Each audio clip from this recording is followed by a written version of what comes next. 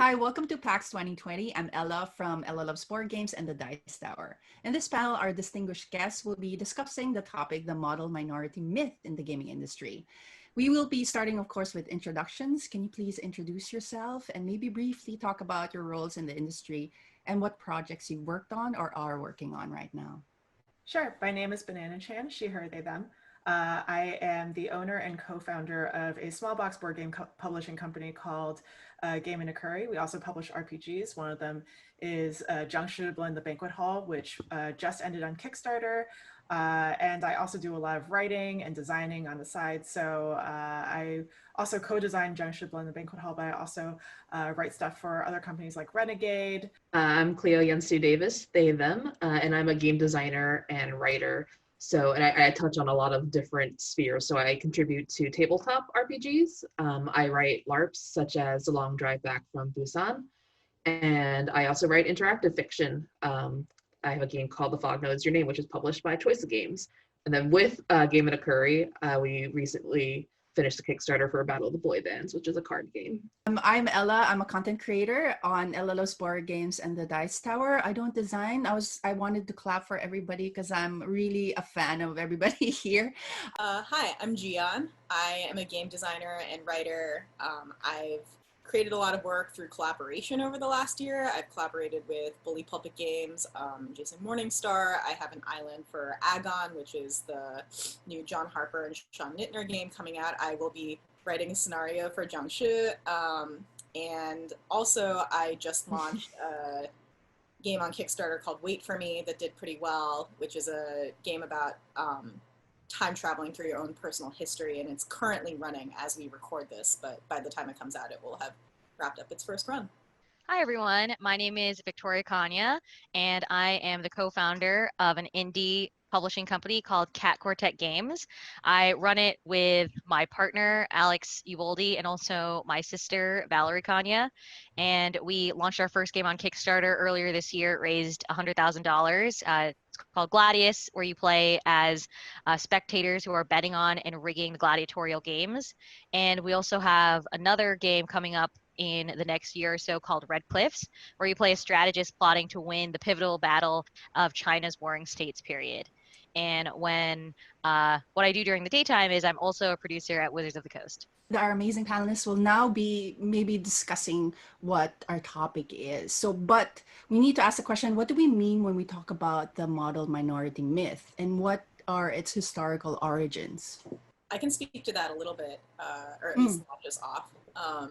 For people who are wholly unfamiliar with the term model minority, it was a term that was first coined both academically, but importantly in the mainstream public eye through publications like Time Magazine and other digests that the general public would be reading, to mean that Asians, and particularly light-skinned East Asians, were a minority group that seemed different than other minority groups in the sense that they were high achievers professionally, academically, and this was a story and a narrative that was circulated really widely, and it's one of those stereotypes that seems positive, but it has created its own set of intense hurdles, as well as functioned as a wedge to drive against intra-POC solidarity.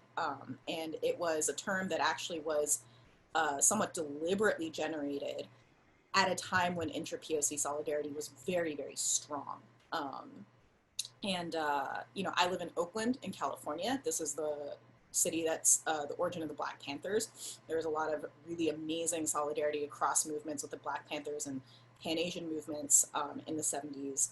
And that basically splintered, and the model minority was a big part of that. Yeah, and I can talk a little bit about some of the themes you see historically with the origins, which is that at some point you have the Chinese Exclusion Act, and you have Japanese internment camps, and there's this weird shift that happens where Asians are depicted as kind of as savages, and like they're working class, and that's all they're good for is as laborers. And then as time passes, then you kind of get into the model minority myth, which depicts Asians as, look at how hardworking they are, and how often like non-threatening and docile, and how compliant. And compliance is like a big part of the myth in this whole kind of idea of being a model minority. It's has a lot to do with not talking back, not taking a stand against racism that you face, and kind of being like well behaved in that way, that you're not going to push back, that you're just going to take it and accept it, and like that's as if that's a good trait, as if that is something that's positive. And it's interesting to see how it evolved over time, because it is a very stark contrast from how Asians are originally depicted to, you know, later on, especially like in the 80s and onward.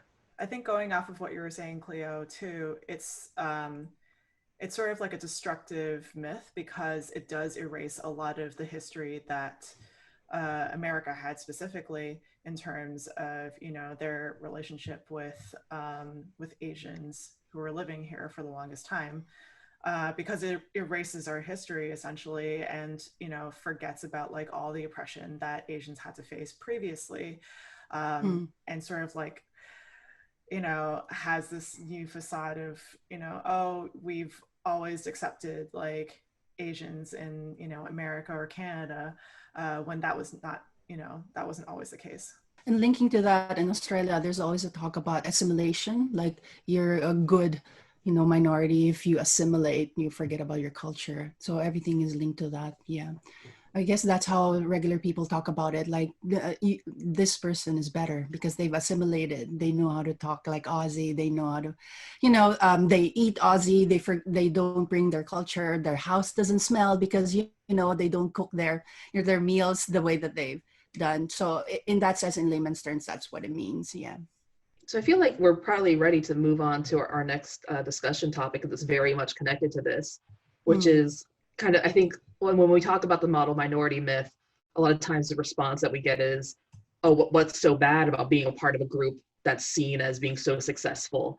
Isn't that a positive thing? Doesn't it actually give you a leg up, both in the world in general, and then also, you know, sometimes specifically the question is about like in the gaming industry, isn't that helpful actually? Yeah, so one of the things that I learned about the model minority myth actually is that with a lot of these racial stereotypes, there are things that are good about them, so that way the people who belong to that stereotype can sort of cling to them and like them, but it also hides the fact that there are a lot of dangerous things about it. So with a model minority myth, there are technically a lot of good things about it, right? Like, you think, okay, well, being smart, that's a good thing. Math and science, those are good things. Being wealthy, those are good things. But on the other hand, it's masking the fact that along with the model minority myth, you are also being seen as a forever foreigner. You are falling into a reductive stereotype. If you want to do something other than math or science, it can be very hard to break away from that mold. So, for example, when I was growing up, I grew up in a very big Asian American community in Las Vegas. And what was interesting is that the model minority myth exists, but I'm Filipino American, and being Filipino is very different than being other types of Asians, like being Chinese American or Korean American or Japanese American, because many of my family members actually didn't go to college. Many of my family members are actually not that wealthy. A lot of them are actually lower income and have struggled with their time here in the States.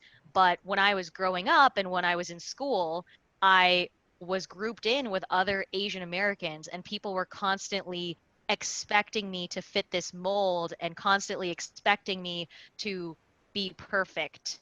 And that was very stressful, because on one hand, I wanted to be a part of this group because the other Asians in my school, they sort of grabbed onto the stereotype and tried to find pride in it. They try to find pride in jokes that people would make about us, like, oh, you really like rice and you really like studying.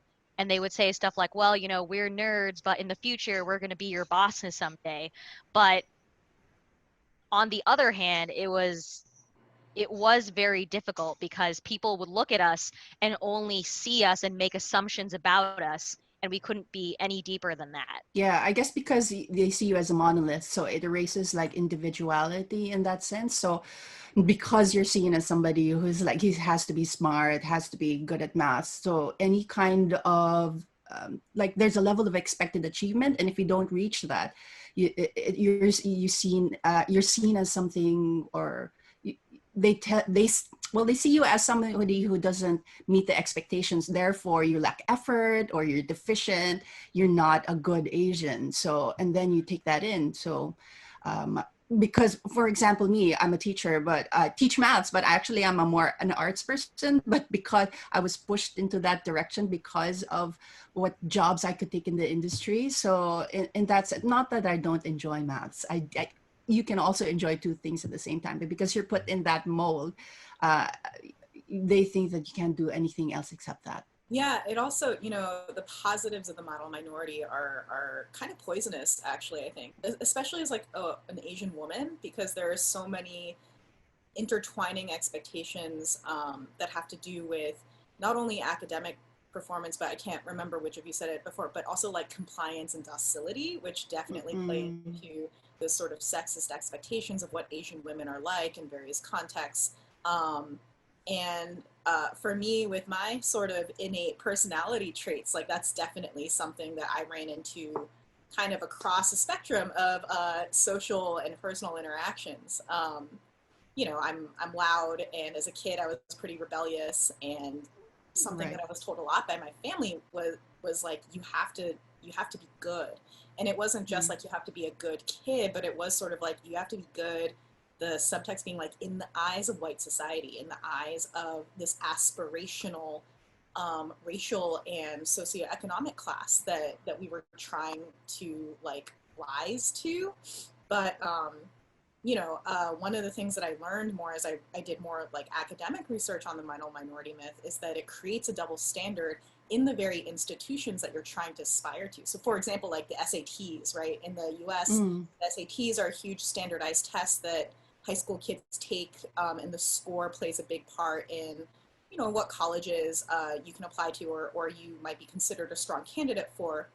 And where I grew up, there was a stereotype of like, oh, you're Asian, so you'll do fine on the SATs. But I had to study a lot, and I did really, really well as a result of working very hard. But because my score was paired with like my Asian name, it wasn't seen as good, even though it was literally just a number. It was like, oh, but like, why didn't you do better? And so there are these ways in which the model minority creates this feeling of like, you have to work twice as good to get half as much, right? And that was something that I grew up hearing a lot too, of just like, prepare yourself for this expectation in your life of you are going to have to work much harder than your white non-minority peers, and you're not going to get as much. And I think with like many other stereotypes, it's sort of like, it definitely boxes you in.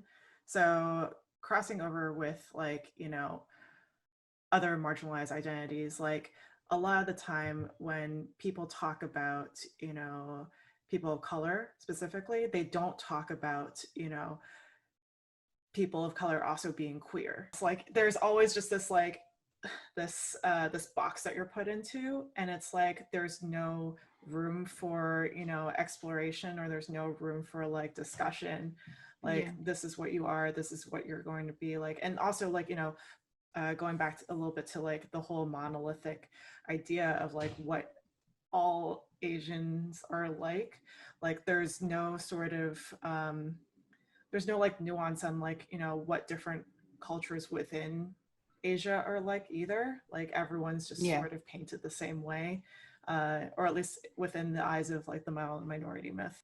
I guess in my experience also, I pushed back against it. Like when I was new here, I tried not to go to Filipino community parties. There are a lot. There's always something on a Sunday. And so I guess I didn't want to be with my community just because the pressure on myself also to assimilate. Like I want to be part of the culture. I want to not be seen as just this. So therefore I don't want to be with my community. So that's also like a bad experience for me, and I've had to relearn that also. Go back a little bit to what something Banana said, just because today, the day that we're recording this, happens to be the 75th anniversary of Korean independence from Japan. And that thing that you were saying about like the ways that model minority myths, as all racial stereotypes do, blur lines and experiences. Like that is definitely a thing that I grew up with of like, um, you know, when I was a kid in elementary school, there really were not a lot of Asian kids at that school. So it was like me and I think maybe two other kids, and one of them was Japanese American. And it was assumed that our families like grew up knowing each other, or like we knew each other somehow. And also, We like, all know each other. yeah, yeah, of course. We all, there's like a secret Yes. Asian Illuminati, you know, there's, Yeah. but like this assumption I remember in a weird way hurt my parents more than it hurt me, because like they grew up in a generation that was still like very much in touch with the effects Right. and the impact and the harm of Japanese imperialism.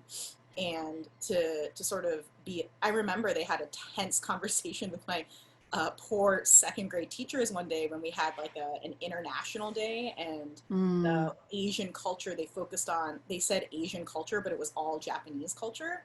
And like my parents rarely approached my teachers about anything, but they were like, this is really not acceptable, and they kind of broke it down. But you know, the necessity to even have that conversation, and I'm sure they like weighed pros and cons of like, do we talk to the teacher, do we want to be seen as someone rocking the boat? Like that's a constant negotiation Right. that I remember having to navigate when I was older, and my parents having to navigate for me when I was younger. And I think that that definitely happens as a result of that like monolith effect. So, what are some ways in which you've encountered problems rooted in the model minority myth in games or within the gaming industry? So a little bit about like the monolith thing. I don't know how many of you encounter like a white creator approaching you and being like, hey, I want to make a thing about X culture that you're not a part of, but can you tell me about this culture?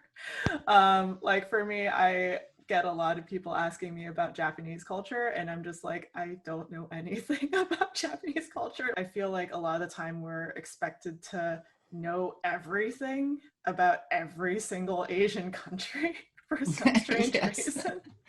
So I don't know if anyone else has had that experience as well. I don't want to be specific, but in my experience, as Jeeyon was talking about, you have to work harder just because there's a higher expectation of you. Also, as I have the same experience, you have to know about everything that is Asian, and people approach you like, do you want to represent this in a panel, this, and like, I'm Filipino. I would have no idea about that experience at all. It's very different, as Victoria was saying. Yeah, I grew up poor. You know, they want you to talk about specific things, and I just have no experience of that. Very different experience, especially because I'm Australian, Filipino, and then because most of my audience is American, that's a different hurdle also. Like the Asian American experience is very different from somebody who is growing up like second generation, third generation, very, very different. Somebody growing up in Australia. So every Asian experience is unique. So it's not as if I can talk to everything that is Asian. Related to what Ella said, so I remember, well, to center this around gaming. So there, and in case anyone hasn't noticed, there are definitely trends where many, many games are made with Japanese themes. And then maybe after that, it's followed by Chinese themes. And even if it wasn't just in games, I think it's like very clearly reflected in everything else, like in the type of food that's popular and the countries that people visit. There is a hierarchy. Asia is a very, very large continent, and there is a hierarchy. And growing up Filipino, I remember that people at my school would actually say that Filipinos are the Mexicans of Asia, which that is super offensive on many levels. And I think that Ali Wong actually has in one of her Netflix comedy specials, she has a joke where she's like, she's half jungle Asian and then half, I can't remember what the other one, like fancy Asian. Asian. Yeah, exactly. Because she's Vietnamese and she's Chinese, I believe. So the way that this has affected me in the gaming industry and in life in general is I am constantly a letdown to people, I feel. Well, one, because people don't know that I'm Filipino. They don't know that I'm Asian at all. And so when they meet me, I'm not what they expect, that I don't look the way that they expect me to. And I want to be able to relate to those other people about those things. I'm also a letdown because I don't have any of the qualities that are desired in the model minority myth or in many Asian cultures. Like kind of like what Jeeyon was saying, I'm loud, I'm bold, am individualistic, I go against the grain. My job, my family has no idea what I do really. Like I remember one time when I went to college and I studied communication because I wanted to do marketing or advertising or something. My family thought that I was going to be like a news anchor or something like that. Um, so in the gaming industry, I feel like my existence is constantly misunderstood. It's like I am Asian because I am Asian American, but whenever people see me, they don't want to let me be Asian. They don't want to accept that this is who I am, and they also don't value my culture the same way that they value other Asian cultures. Yeah, like it's interesting because I feel like I've experienced a whiplash that in some ways started with for very different reasons, what you're talking about, like that lack of visibility or like a lack of acknowledgement, and then suddenly a hyper visibility. So like when I was a kid, I grew up in Durham, which is a town in North Carolina. It's really lovely. I have very fond memories of my childhood.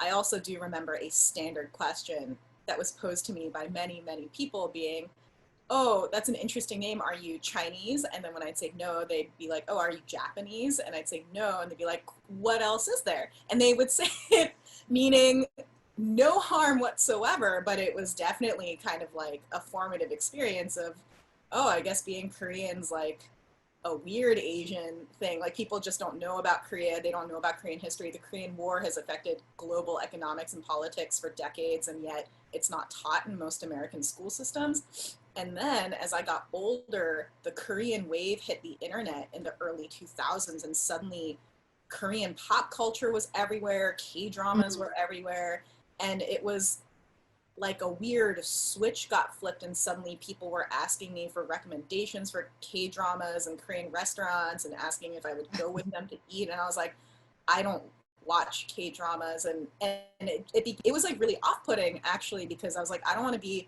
a representative. And while I understand that these inquiries are coming from a place of curiosity and interest, it felt really fetishizing.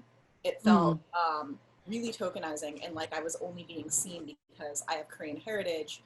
I also would be asked questions by people who went to teach English as a second language in Korea, which is a whole very political thing. People have strong opinions about it. I personally find ESL pretty, I don't like it as an industry in Korea.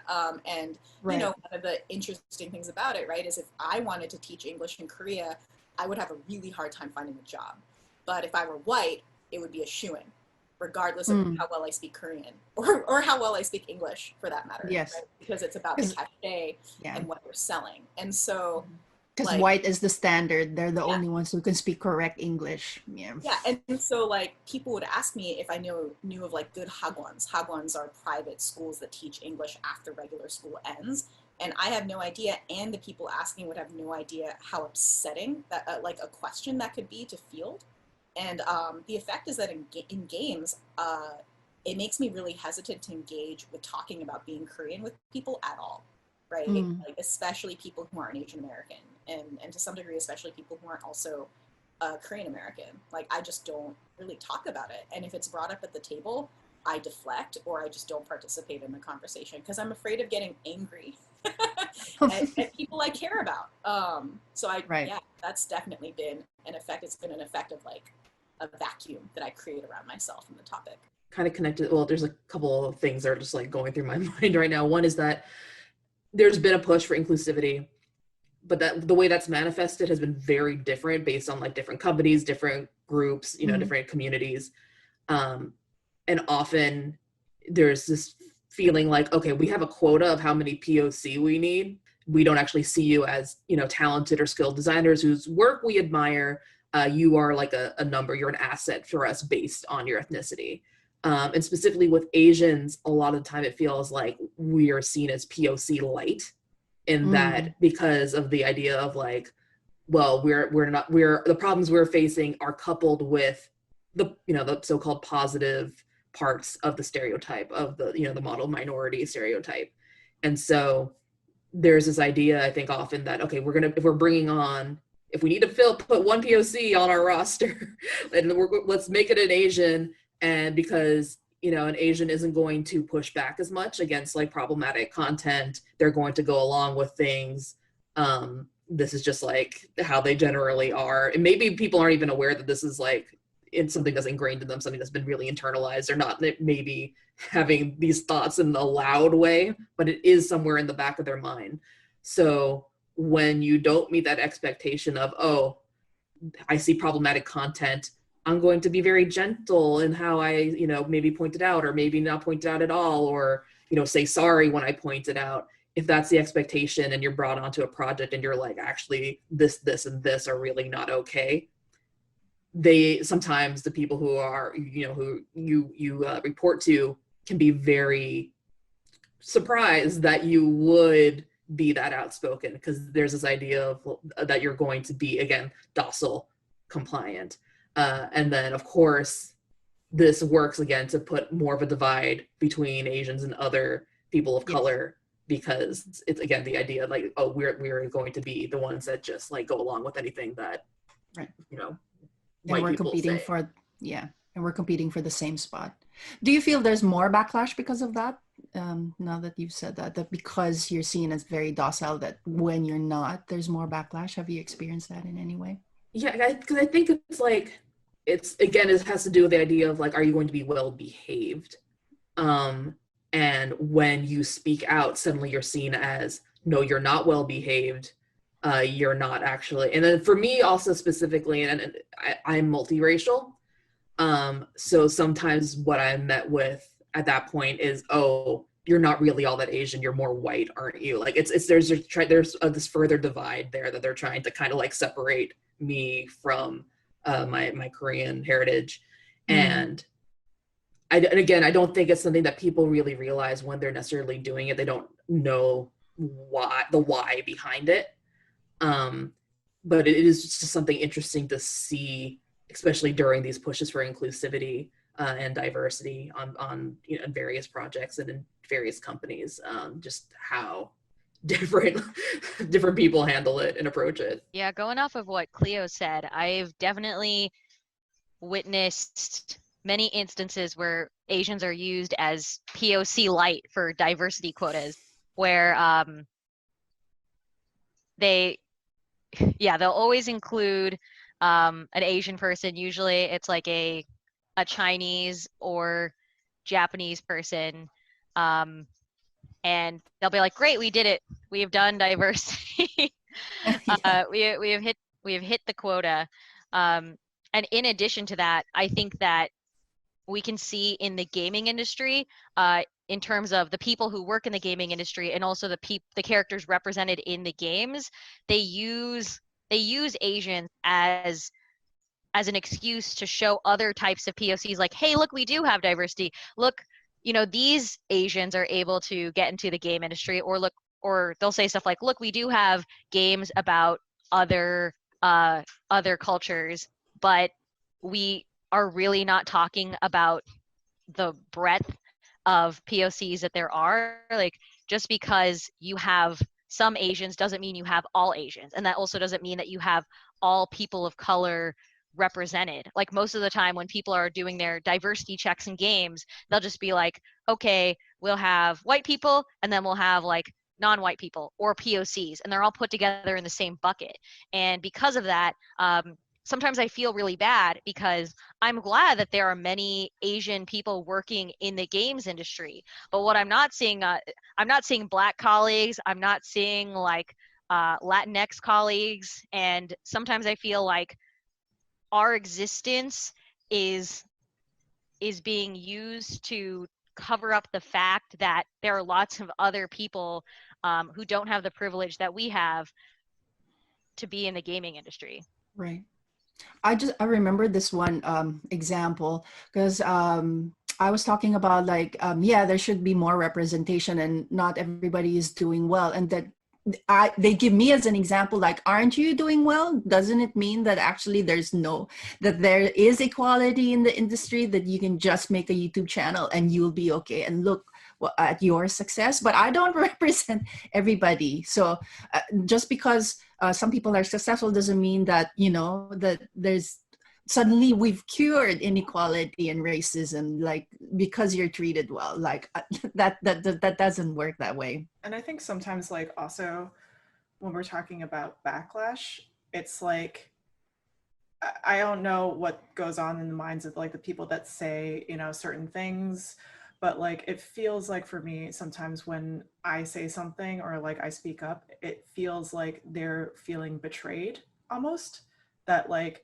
we've said something or like something is being said at all.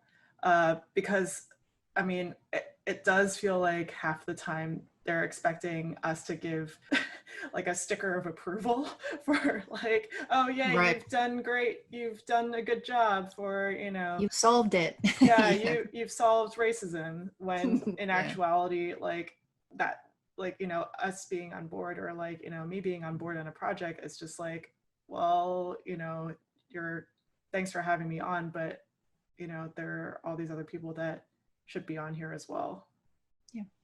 Yeah. And I'm doing a job. I'm not solving racism. Like, I'm doing my job as a person. My job is not to solve racism for you.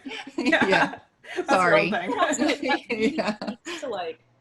I think that really speaks to like the ways in which all racial stereotypes, but especially ones that are really insidious, the way that model minority myth stereotypes tend to be, they're about expectations. It's about the expectations of the people who hold that stereotype. And if someone holds that expectation and then brings you on to a project expecting certain things like compliance, not rocking the boat, you're going to be great at math, like whatever, and then you're not, there's a resentment that's there, right? Like there's the surprise, the feeling of betrayal that Banana talked about, and then this resentment of like, but the whole reason that I thought you were fit for the job was because of these things that they don't say, right? They're like really internalized. Maybe they don't even realize they're holding those feelings or beliefs themselves.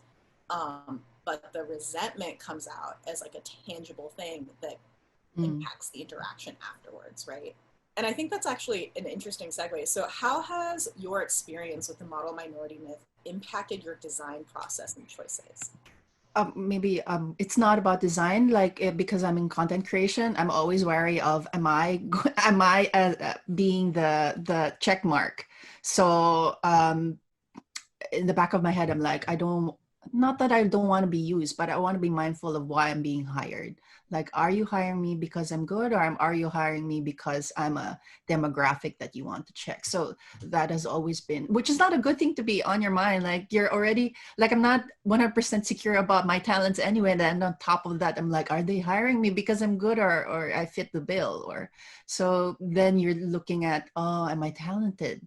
Am I good enough? So that's also a thing that's in your head that is not very good for your mental health. I actually draw a personal line around writing about like games that have to do with Korean heritage or Korean culture, and that I don't. And this is actually a very deliberate, conscious choice that I make.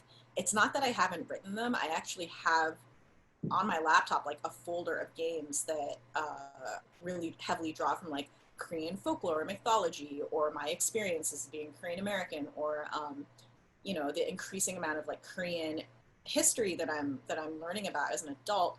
Those games are for me, and I don't plan on publishing them. I might share them with some friends, but they're not going to hit the shelves, or I'm not going to shop them around. And the reason why is because I feel very fiercely protective of my heritage and of being Asian American and Korean American. Like, my diasporic identity is such a core part of myself that it doesn't feel, this is a loaded word, but it doesn't feel safe to really put it out there as a subject for a game. And I realized, even in small ways, right? Like, there's a game jam going on right now on itch.io called Folklore Jam, and it specifies that you can only write games that draw from folklore from a culture that you belong to, which I think is kind of cool. I think it like encourages people to look at their heritage, especially like because whiteness is its own monolith that also erases experiences and identities and specific regionalisms. And so it's a great impetus, I think, to look into things. And Korean folklore mythology is amazing. And I'm going to write that game, but I'm not going to publish it. Right. Like it's for me. Do you feel that it will be picked apart? That's why you don't want it to be in the spotlight? You know, I really mean this with no bad feeling behind it, but no matter what, in my feeling, in my personal experience, no matter what, if someone who is not Korean, and particularly if someone who is white and not Korean, and then particularly if someone who is a white American and not Korean, engages with Korean heritage, there's just always going to be a point at which they fuck up. And it's not a big deal. It's not malicious necessarily, but it hurts. And the thought of that happening with something that I've created is really hard for me. And I would just prefer not to open that door. It doesn't mean I'll never work on a project about it. Like, for example, with Jeeyon, like that's going to be the first time I write a scenario that's explicitly about, you know, any kind of racial heritage, but it is going to be about being Korean American in a white industry. And that's going to be the first time I write anything in that way. It's like it makes me a little nervous because it's so precious to me, because I want to protect it. And as with any creative work, once it's out there for the public, it's for the public, right? And I think that's actually why I draw it closer to me. For me, like, I got really sick of seeing a lot of Chinese games made by white people that were not necessarily the best in terms of representation. And so that's one of the reasons why I wanted to make a game about my own, just like my own identity and culture. But like, you know, we still, like, neither Sanfon Lim or I are from restaurant families, and that's why we had to like hire on a consultant, who's one of my friends from elementary school who did come from a restaurant family.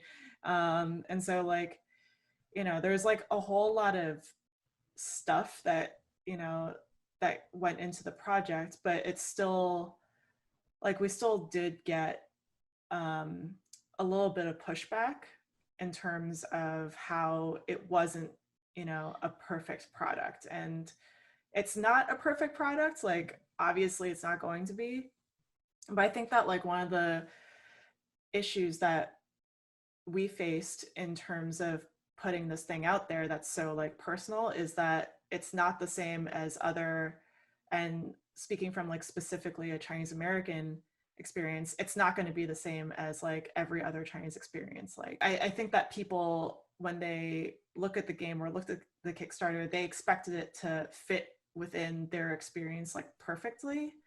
And so I think that's like another harmful thing where it's like, you know, and I'm not going to say that like all communities do this, but like sometimes within marginalized communities, there is this tendency to sort of like not want to sort of like feel like your experience is your own experience, and no other people from that community has like, you know, a different experience from you. So I think like that's one of the issues that we faced when we were making this game. And I get that it's like from a place of hurt as well. Like it's from a place of fear, and it's from a place of hurt when like people come back to us and they like give us pushback with things. But at the same time, it's sort of just like harmful that, you know, we are trying to create something that sort of is trying to dismantle all the stuff that we've seen in games that use our themes. So yeah, it's a scary experience. Do you feel because there are not a lot of games that your game was the example? So that's why I'm like, because there are not a lot of games with that theme, that when Asian people see it like, oh, this is my one game, it has to be perfect. Is that, do you think also where the pushback comes from? I think so. And that's sort of like how movies sort of, when, for example, Crazy Rich Asians came out, obviously it wasn't perfect, but it was like an all Asian cast. And there are like, you know, problems with the movie, but it opened doors for other movies like Always Be My Maybe, or To All the Boys. To All the Boys I love before. Yeah, The half of it. The half Yes. of it. Yeah. Yeah, I like, haven't there's- watched the half of it. Okay. Yeah, and like if it weren't for them, like, you know, trying to try something new or like do something different, then like I feel like all these other movies wouldn't have been made. So like the intention for this, I'm not trying to say that like, you know, this is going to open doors for everyone, but I feel like the intention for this was to sort of create a space, hopefully create a space for like, you know, other creators of color to be like, hey, like we can make our own games about our own cultures and like not get crap for it. So when I was first designing games, I wasn't really thinking about what I was designing necessarily or what was causing me to design these particular types of games. At first, I was just like, I need to make a game, I need to publish it, I need to bring it into the games industry. And as I started showing it around, this was for Gladius, I started realizing how important and powerful it was. And I think the first moment that I really realized it was when Alex and I got this email to be interviewed by this art history professor and board game designer named Dr. Seth McCormick. And he sent us this quote, which was just like the craziest thing. He said, "Thank you for providing further evidence of how diversifying representation in games can broaden players' perspectives on history. I find that the majority of board games set in ancient Rome adopt a very limited perspective by focusing on war or politics or both, reinforcing the traditional view that history is a story of great men, i.e. rulers and generals. It occurs to me that Gladius, by emphasizing the importance of spectacle in ancient Roman society, the players are not the gladiators in the arena, but the spectators placing the bets, shifts the attention to the agency of the masses as the people whose consent actually matter the most in securing the stability and longevity of the Roman Empire." So Gladius isn't a game about Filipino culture or any other Asian culture. It's a game about ancient Rome. But one of the things that Alex and I really cared about doing with this game was making sure that we actually represented the diversity in ancient Rome, which was a really huge reason why ancient Rome was such a vast and powerful empire. You know, like Rome was not just like, hey, we're here in Italy and we're all pale white dudes and it's Julius Caesar up in here. It wasn't just that. Like Rome was an empire that was up in North Africa. It was all across Europe. And we wanted to show that in the diversity of the characters. And when we were designing each character, I think we have like 46 unique illustrations and there are 5 main characters in the game. We were very cognizant of the fact of how we were representing Asian characters in our game. So, for example, on the box, there is an Asian woman, specifically a dark-skinned Asian woman, because you don't often see that in games. And she is also a senator. And in ancient Rome, you know, senators were all men. So this is not historically accurate, but we felt that it was important to show that there can be many types of characters in different roles. I think it's similar to Hamilton the musical, where they talk about how it's the story of America's past told by America today. Related to this, we're also working on another game called Red Cliffs, which is about the Chinese battle of the Red Cliffs. So one of the challenges that my co-designer Alex has had is that it is a game about Chinese culture, and he's multiracial, and his name is Alex Uboldi. And if you look at his name, and maybe if you look at his picture, you probably wouldn't know that he's Chinese. And we've actually had to discuss, like, hey, should we include your middle name, Sun Yi, so people know that you're Chinese? Are we going to get backlash against this because they're going to think like, hey, Chinese people didn't work on this game? And that was not something that we have expected to do. Sometimes being a marginalized person, and particularly being Asian American, kind of like what Clio said, you come into situations where you feel like you are not Asian enough, which is surprising.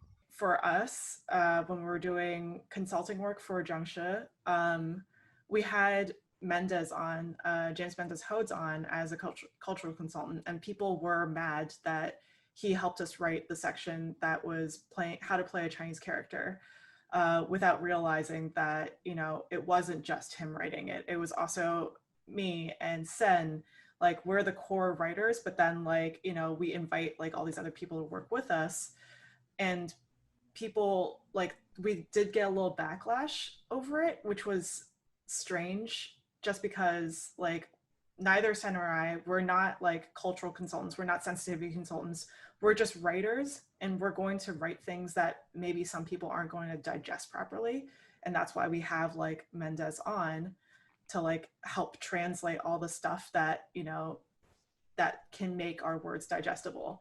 So I think that, you know, and this goes into like the question of marketing the game. How has your experience with the model minority myth impacted the way that you market and talk about your games? I think I was talking about this with you, Banana, before we got started here, but because we all do, like, I think all of us have done some talking on panels. Like, I've done several panels that are specifically about incorporating Asian themes and settings and whatnot. And some of the questions that we get, like during Q&A, will be, and this has happened during like many different panels, also some things that are just kind of like online discussion and not panels. But one thing that we get, and it's like, it always comes from a white person, is this kind of like, they're trying to have like a gotcha moment where it's, well, okay, but what about Asian themes and this other marginalization thing, as if being an Asian means that that's all that you are. Like, this is, you're a one-dimensional person, like it's only this one thing, not keeping in mind that like you can be Asian and queer, you can be Asian and like and gender fluid, you can be, you know, Asian and disabled. And so you get these questions that are like, it's like they're maybe only just realizing for the first time that you can have these intersections, and they assume that you and your work are not going to address those intersections at all. But, you know, I've written an adventure setting for kids on bikes called No Such Place as Koreatown, and I think there is, because maybe in part because Crazy Rich Asians was successful to the level it was, that people think that when you're writing about Asian themes at all, it's going to be maybe like very glamorous, or like, because I have written also K-pop game, so there is this idea that there is glamour associated with that, and so certain social status. But No Such Place as Koreatown is very much inspired by Annandale, Virginia, which is kind of like our Koreatown there. And, you know, that isn't just like wealthy Asians and glamour and stuff. It's like this immigrant community that really struggle. I mean, it thrived starting, I think, my childhood was in the 90s, so I was, you know, growing up there partially in the 90s, and it did really well. It had these booming businesses, but there was so much pushback from the white community that lived there against this like immigrant community. And they were like, well, we can be so much more than just Koreatown. Why do people keep labeling us as Koreatown? And it's weird to have to try to make a point whenever marketing or talking about like my games, that it's not just about being Asian. Like, if it is like talking about Asian culture at all, like it's this plus this, and to really try to emphasize that, because I know people are going to try to reduce it to, this is a game about what it's like to be Asian, like blanket Asian, monolithic Asian, and to have to use very strong language that really burns the other themes into people's minds. Like, I have a LARP called The Truth About Eternity, which is about a potential future of ancestor worship, where ancestors live in these digital tombs and they're digitized. And there's all these ethical concerns about it, because also like there's capitalism messes everything up as usual. And I have to be cognizant of the fact that there are going to be people playing these games who aren't Asian, and are going to have like these ingrained ideas of what it means to be Asian, and often it'll have something to do with like how honorable we are as a people, and, you know, things along those lines. And so, and this kind of feeds into the last question as well, because I'm very aware of how I instruct people to potentially play a Korean character if they're not Korean. And so in The Truth About Eternity, I don't have any bowing, because that's like a very nuanced thing. and it's something that gets parodied a lot. And like usually, you know, I've had many instances in my life when like somebody has bowed at me who isn't Asian, and it's not been like a sign of respect. It's been like a mocking gesture. And so you have to, when you're talking about like, why did you make these choices? Because people will ask you this when you're marketing your game and you're talking about your games. You have to be able to explain it in a way that also kind of, you feel at least you have to explain it in a way that like doesn't hurt their feelings or doesn't make them feel like, oh, I don't trust you. Because like maybe I don't necessarily trust all players out there in the world, every potential player who could possibly end up playing this game. But I feel like it's just so much more explaining that has to be done for every choice, every design choice you make. That pressure to not hurt people's feelings and the ways that it ties into marketing is something that I find very apparent, because as well as the ways in which like you can't, it's really challenging. It's not that you can't, but it's very challenging to bring in all these nuances into marketing a game, because so much marketing is done on social media, and social media in format, algorithm, and pretty much every technical and social aspect you can think of really squashes nuance, and it encourages blunt binary presentations of issues. And it also means like if someone says something on social media where like I might personally take issue with it, I 99.999% of the time like step away instead, right? So like you know, for example, I think personally that everyone really is just trying their best to be their best person, and so when people try to relate to me by mentioning a time that they were a tourist in Korea, or a time that they taught ESL, or a time, you know, whatever, one time I think someone said like they like emotionally identify as Korean, and this person is not Korean, and I like was in Korea at the time for like a very intense like family visit, and I remember looking at that tweet and like putting the phone down and going for like a walk without it. And like all of these interactions, they stack up cumulatively, right? And the way that they tie into marketing for me is like in the same way that I'm like, okay, I'm drawing a line around my work, in that like I've decided that this whole arena of topics that's like that's very explicit is going to be personal to me. However, I refuse to not bring in my experiences as an Asian American when they are relevant. So for example, with Wait For Me, which is a game that is very personal, and also Kevin and I, my co-designer, worked really hard to try to make it as to not put in anything that was universalizing experiences that cannot be universalized. We put in a lot of text in the game about like, please adapt this as needed. We know that not everyone has the same life experience.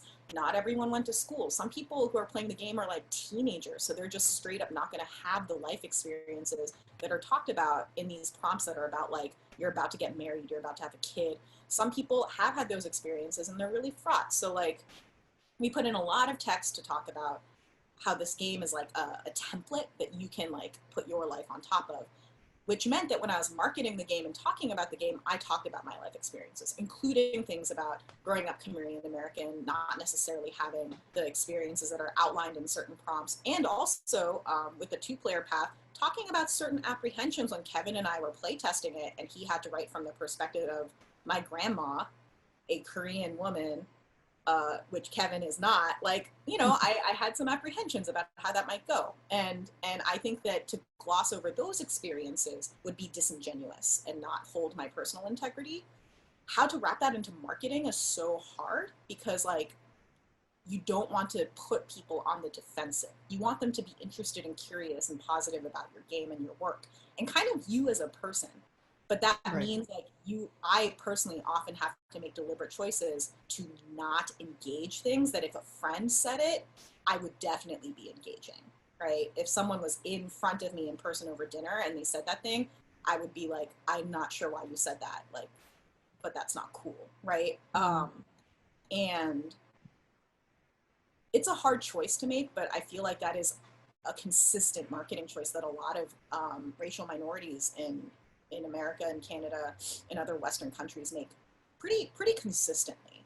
And I don't know if that's your experience, but that's been my observation, certainly. Like, how do you feel about when people run with your project as a diversity project? Like, instead of talking about the project itself, they're like, look at this, Asian making this game. Like, let's help them have this project funded because we have to help Asians. How do you feel about that? Because I see that, because in social media, because it is very binary, that's what happens with projects. Like, oh, look at this. This is a Black person making a game, talking about the game or the project itself and its uniqueness. So how do you feel about that? I think it's like a double-edged sword, right? It's like you want the exposure, you want to make your game, if it's on a crowdsourcing platform, like, in one way you need the exposure, you need like, all the boosting that you can get, but at the same time it does feel so reductive, and it does feel like,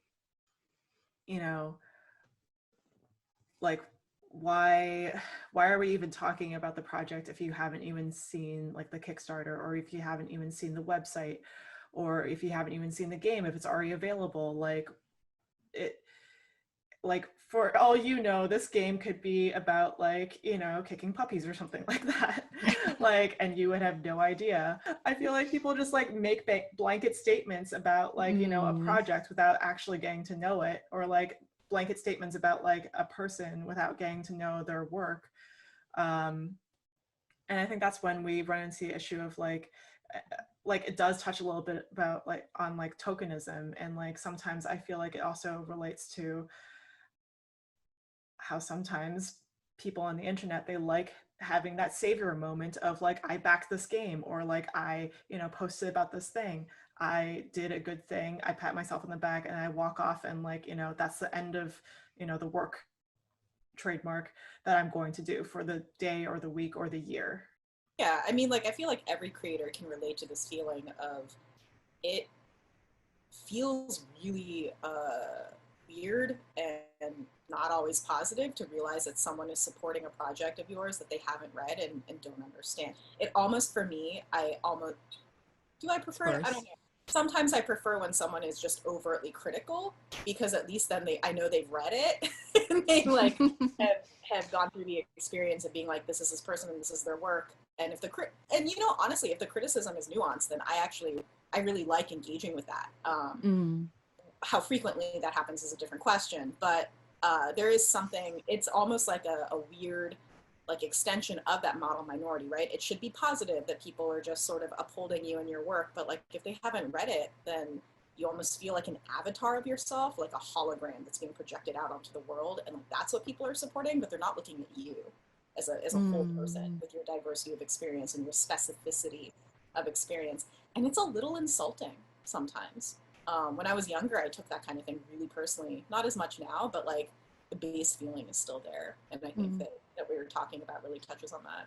Yeah, it's weird experiencing this, because like I mentioned, when I was growing up, I grew up in a very diverse community, Las Vegas. There were like a lot of Asian people, and there were lots of other types of people in the community as well. And then I went to college at NYU, very diverse there too. And then even the first job that I had was super diverse there as well. And then going into the games industry, where the majority of people are like white men, and then you're just like looking around, you're like, hello, please, is there anyone like me around here? Are you around? Do you exist? And then also experiencing how sometimes people will come seek me out because they need me. Sometimes it feels like, okay, do you really want to support me, or are you trying to use me so that way you look good? And it's not a good feeling to think about why people are supporting your work. And there's also the issue of sometimes people will wonder why I'm able to achieve certain things, or why I'm able to get certain work, or why I'm able to be in certain jobs. And sometimes, like, somebody straight up has said to me before, like, oh, well, my panel wasn't accepted because, I'm just a white guy, I'm not like you. And I'm like, that is rude. That is disrespectful. Don't say that to me. And what I do to combat this is people can support me for whatever reason. You know, that's okay, because at the end of the day, I know that I'm great. I know that my game's great. And if you're supporting me, that's a good thing at the end of the day. People have different levels of maturity in terms of how woke they are, and supporting games from marginalized creators, that's a step up on the maturity scale. And as long as they're making movements, I'm really happy with that, because if they're able to play my game, maybe they'll play some of my colleagues' games. If they play my game, maybe it'll be really powerful. Like I remember when I was demoing at PAX Unplugged a few years ago, I remember most of the people that we demo to are dudes, right? And they'll notice, they'll be like, wait a minute, like every single gladiator that we've gotten is like a woman. This is very unexpected.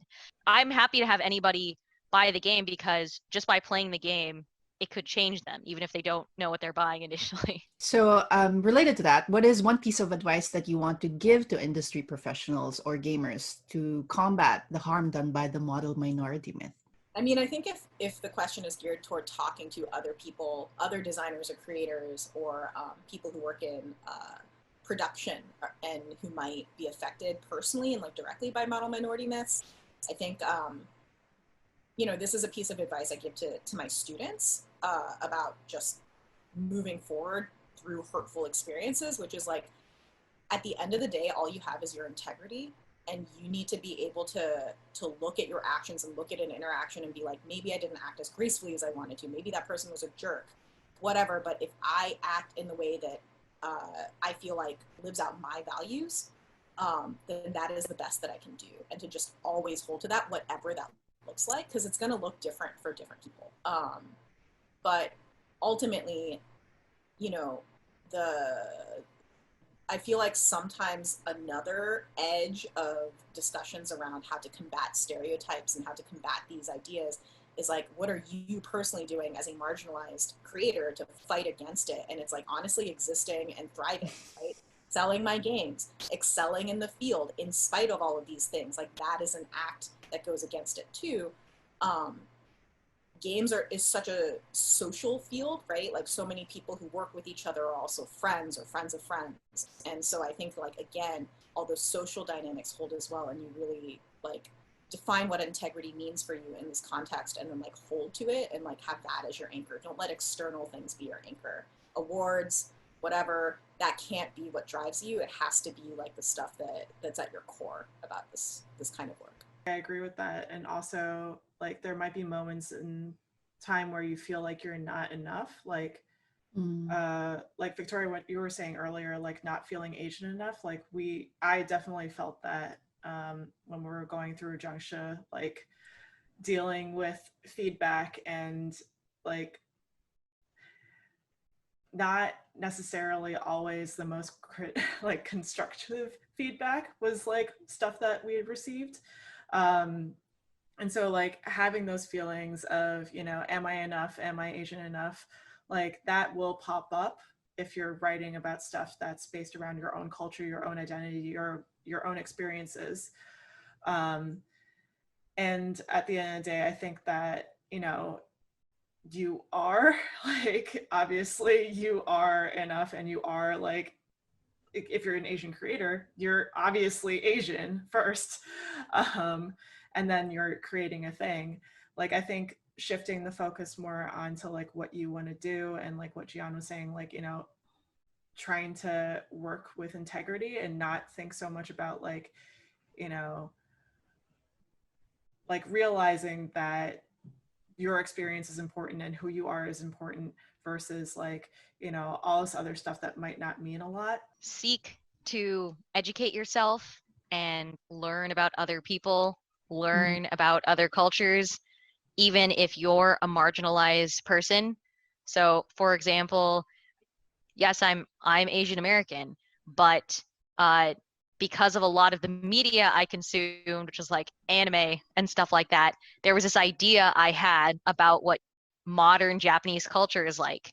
But then I learned from reading Japanese news and watching a reality show called Terrace House, I learned like, wow, okay, Japanese youth, they are really different than what I thought based off of what I am told in, history books, what I'm told in American media. This is completely different.